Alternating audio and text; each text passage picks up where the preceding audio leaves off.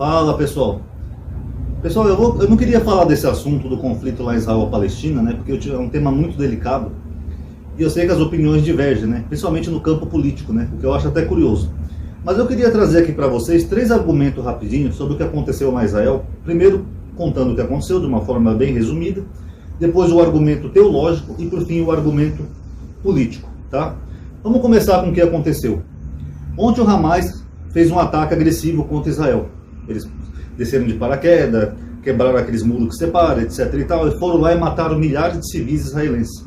Teve até um show que estava tendo de música eletrônica no sul de Israel, perto da faixa de Gaza, onde todo mundo saiu correndo, e mesmo assim não adiantou. Eles mataram muitas pessoas e fizeram várias pessoas como reféns, incluindo idosas, crianças, mulheres que foram violentadas sexualmente e foram levadas para a faixa de Gaza. A Israel decretou guerra. É claro, pessoal, que a gente entende alguns pontos, né, que nós somos racionais. Primeiro, nem todo mundo que é a favor do Estado palestino é necessariamente contra Israel. Tanto que a ONU, quando ela criou a solução de 2 estados, Israel aceitou. Beleza, um Estado palestino e um Estado judeu, não tem nenhum problema. Quem não aceitou foi o palestino. Mas até hoje tem judeus que defendem, sim, a existência de um Estado palestino, justamente para ter uma certa harmonia, viver em paz. Mas, infelizmente, não foi possível ainda. E a gente sabe que nem todo mundo que é contra o Estado de Israel é necessariamente antissemita. Por isso que eu falei que esse é um tema delicado, porque as pessoas misturam emoções com termos técnicos, né, com termos didáticos. Mas a verdade é essa. E a gente entende também, apesar de eu ser pró-Israel, eu entendo que há realmente exagero dos 2 lados, o que ajuda a aumentar a tensão e o clima de ódio entre os 2 povos. Tanto da parte da Palestina contra Israel. Por exemplo, às vezes quando um palestino cruza a fronteira para ir para Israel, ele chega lá e vai esfaqueando todo mundo. Isso é ódio. Também é um pouco de exagero da parte de Israel com a Palestina. Por exemplo, tem um vídeo que está circulando aí dos israelitas cobrindo uma cisterna de água com cimento. Eu acho isso horrível, né? Porque você está privando aquelas pessoas de água. Então eu entendo que esse ódio entre os 2 povos ajudou a escalar a tensão, né, entre os 2 lados. E eu sei que ficar só jogando para um lado ou para o outro não vai ser bom, né? Porque no fato você vai mais problematizar do que buscar a paz. Eu acho que os 2 lados têm que sentar, respirar e tentar entrar no acordo. Por mais que isso pareça atualmente impossível, né? Porque infelizmente parece que não tem jeito. Agora, no episódio de ontem, já havia um tempo que estava uma trégua entre Israel e Palestina, e o Hamas foi lá e fez esse ataque bárbaro, violento, cruel. E não foi um ataque de uma guerra, né, pessoal? Porque numa guerra você ataca bases militares, soldados, essas coisas. Eles atacaram civis. Tem corpos de judeus mortos lá na rua, até de idosos. Então foi um ataque realmente covarde, tanto que até a esquerda brasileira, que geralmente é pró-Hamas, até a esquerda condenou esse ataque, incluindo Lula, Boulos e essa galerinha, porque você sair matando civis não tem cabimento, né? Porque o civil não tem direito à defesa. Então aqui eu só vou citar isso, tá? Porque eu já fiz um vídeo aqui uma vez sobre Israel e Palestina. Quem quiser saber minha opinião mais detalhada, tem esse vídeo aqui no canal. Se eu lembrar, eu coloco na tela final desse. Agora eu queria entrar no argumento teológico, né? Quando teve um ataque desses, eu acho engraçado que a gente vê na Bíblia passagens como, por exemplo, aquela de Senaqueribe, no livro de Reis. Senaqueribe vai atacar Israel.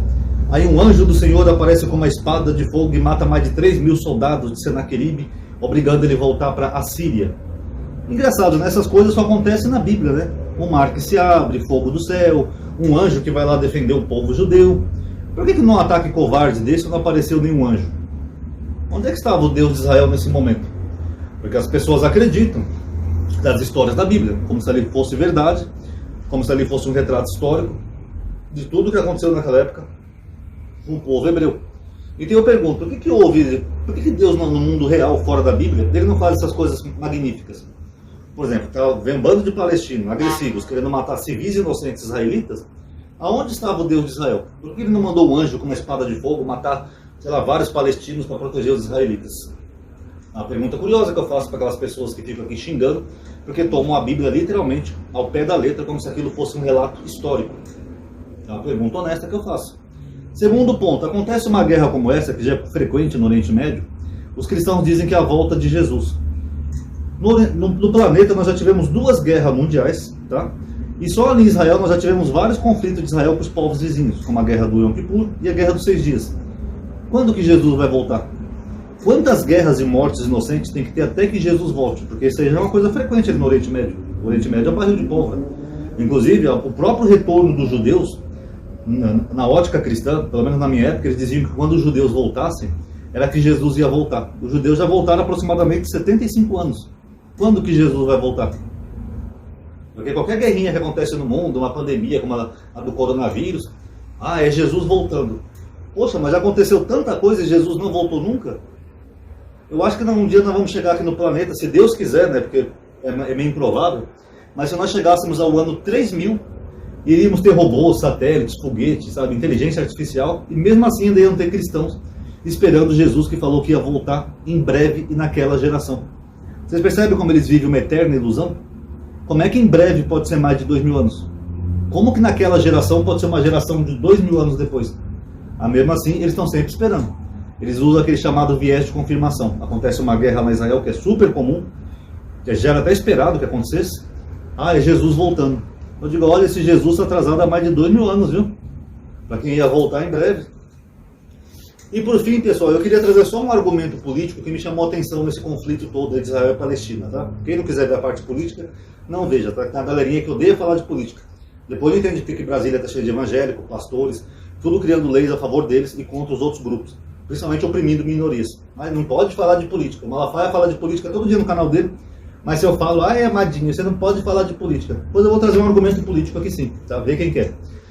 Israel, para quem não sabe, pessoal, é um dos países que mais tem armas no mundo. E eu sei porque eu tenho amigos e seguidores aqui desse canal que já passaram um tempo lá em Israel. Só não vou citar o nome porque às vezes a pessoa possa não querer ser citada. O Fábio Rabin, que é judeu, uma vez ele falou no podcast, né, que ele teve em Israel, que lá você compra rifle até no mercado. Você vai comprar um arroz, você pode comprar um rifle e levar para casa. Tem também um programa americano de turismo que eu vi, que era de aventura. O americano foi passar uma semana na casa de um judeu lá, porque lá tem umas montanhas bonitas, que eles fazem os esportes radical. Inclusive, o esporte é perigoso, porque se você passar da fronteira, você morre, né? Que é a fronteira ali com a Jordânia, nas montanhas de Golã.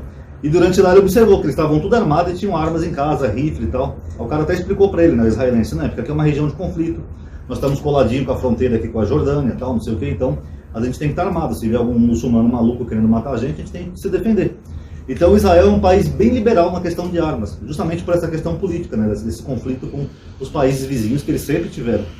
Mas só que quando nós vimos o ataque ontem, pessoal, eu não vi nenhum israelense reagindo nessa questão de armas. Pelo menos nas imagens que eu vi.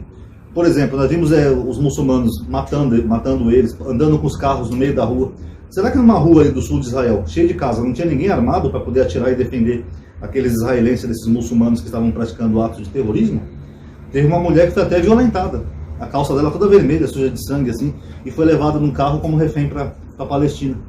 Cadê essa política armamentista que esse pessoal defende tanto? Tem que armar todo mundo, tá ok? Uma população armada jamais vai virar uma ditadura, porque pode se defender, tá ok? Cadê? A população armada foi invadida ontem. Foram milhares de pessoas feitas reféns. Segundo o último dado que eu vi, foram mais de 100 israelitas levados como reféns para a faixa de Gaza, incluindo crianças. Por que ninguém tinha uma arma lá para poder se autodefender? Tem até um vídeo de um pai que ajudou a salvar a filha e a esposa, passando pela janela da casa. Vocês vão ver no Twitter aí que está viralizando. E ele mesmo não conseguiu se salvar. Ué, não é um país que tem bastante armas? Por que os israelitas não usaram essas armas? Porque é o que eles pregam aqui. Todo mundo armado, todo mundo vai ter o direito à defesa. Eu digo, na prática não é bem assim que funciona, né, pessoal? Você vê um país altamente armado, foi alvo de um ataque. Os muçulmanos praticamente entraram ali nas ruas, atirando, matando, levando as pessoas, e você não viu nenhuma resistência armada. E eu falo resistência civil mesmo, porque eles falam que o civil tem o direito de ter arma, como se a arma fosse uma política eficaz de defesa, sendo que não. Eu já falei aqui em vídeo para vocês que uma pessoa que não tem treinamento para usar arma, ela não vai conseguir se defender. Às vezes quem tem o treinamento não consegue. Tem policiais aí que já foram baleados até pela própria arma, por causa de algum bandido, que dirá um civil. Então fica aí para reflexão, pessoal. Eles falam tanto desse negócio de arma, mas as armas aqui no Brasil, como foi liberado geral, elas só alimentaram traficantes e milicianos, tá? Tem dados disso e matérias da Folha que provam isso. Muitas das armas que foram liberadas sem critério algum, sem rigor, sabe, não libera geral, elas foram parar na mão ou de traficantes ou de milicianos. E a gente viu também no Rio de Janeiro que houve essa semana, né? Com a morte do irmão da deputada Samia Bonfim e mais 2 médicos. Pois é, essa história de arma para todo mundo, na verdade o pobre, o cidadão comum que precisa se defender, muitas vezes ele não vai ter nem dinheiro para comprar uma arma. E mesmo se tiver, ele não vai saber manusear direito. Agora, já traficante e miliciano, esses sabem usar muito bem. E eles se armaram bastante no último governo, tá? Foi só um argumento político aí. Aí, pessoal, eu não estou fazendo muito vídeo esses dias, tá? Que atualmente eu tenho tido consultas médicas. Ontem eu fui no dentista, finalmente consegui. Inclusive, Eu tive que insistir com o dentista lá, porque ele falou que esse abscesso não tinha ligação com o dente, eu fiquei insistindo com ele que tinha. Aí ele fez um raio-x e ele viu que tinha realmente, é porque ele achou estranho que o meu dente não tem cárie, ele está rígido. Inclusive tem um cristão que ficava me chamando aí de cariado. Você vê, eu sempre falei para vocês, os meus dentes são ruins não é por falta de higiene, porque eles são frágeis, eles quebram. Eu tomei muito antibiótico na infância. Então o dentista ele ficou meio surpreso, ele achou que era um trauma, que eu pudesse ter batido, levado impacto, alguma porrada. Mas também não faz sentido, porque meu dente ele não está quebrado. Ele até falou que meu dente está rígido. Então, mas esse trauma que o dentista acha que foi, eu acho que é por causa justamente disso, que meu dente é frágil. Até o ato de escovar os dentes pode causar uma inflamação. Então, é complicado, mas pelo menos fica aí para as pessoas ficarem me xingando. Tá aí, pessoal, eu não tenho cárie, tá? Realmente os meus dentes são frágeis e eles quebram. Mas pelo menos eu estou conseguindo finalmente um tratamento. Vou ver se eu consigo tratar também esse abscesso que continua aqui da minha boca, tá? E por isso que eu tenho feito menos vídeos esses dias, porque aqui em São Paulo está um forno, está um calor muito grande. Esses postos que o SUS te encaminha geralmente não são perto da sua casa e às vezes não tem fácil acesso. Você tem que pegar um ônibus ou um metrô, aí você tem que andar mais um tanto até chegar na unidade de saúde. E aqui em São Paulo ficar andando nesse forno tá horrível, sabe? Tanto que ontem quando eu cheguei no dentista, antes de passar no dentista eu pedi para ir no banheiro jogar uma água no rosto, porque eu estava todo suado. E mesmo assim não adiantou. E quando eu cheguei para fazer o exame, o dentista falou, você está suado, hein, filho? Tanto que eu coloquei no meu status no WhatsApp, quem quiser pode ver lá, porque realmente você andar nesse calor parece que você fica meio quebrado, sabe? Cansado. Então, por isso que eu não tenho feito tantos vídeos esses dias, apesar de eu precisar fazer para aumentar a atividade no canal, tá? Então, só para situar vocês um pouco da situação, amanhã também eu já tenho médico de novo, mas amanhã é um angiologista, tá? Então é isso, por isso que eu não tenho feito tantos vídeos. Talvez a partir de terça-feira eu retome a fazer mais vídeos e shorts no canal, tá bom? Quem gostou, dá um like aí, pode comentar a sua opinião. Eu entendo que os ânimos nessa questão são mais exaltados, então pode comentar aí, que sua opinião será bem-vinda, tá bom? Obrigado aí por ter assistido, paz a todos.